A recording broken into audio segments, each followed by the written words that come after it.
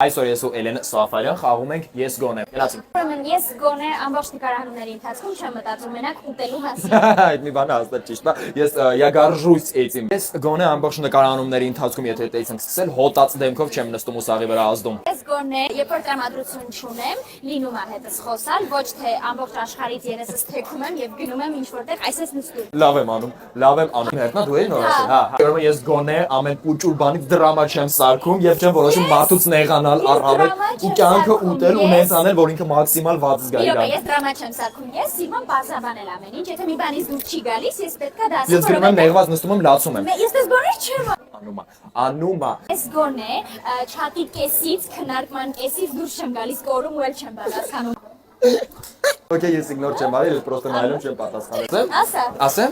Ասեմ։ Ես գոնե ամեն անկյունում չեմ ասում, որ Արսեն Սաֆարյանի աղջիկն եմ։ Անում ես թե։ Ես էլ կատակ, ես էլ կատակ։ Ես իդնես ավելի կարևոր է, ես գոնե ամեն ինչում ինձ այդքան չեմ թերագնահատում։ Дорогой дневник, мне не подобрать слов, чтобы выписать. Դու շատ լավ ստացվեց, բոմ, շնորհակալություն, սպասեք էլի ուրիշ խաղերի իրար։ Չի դա միասին։ Սուտ ես ասում։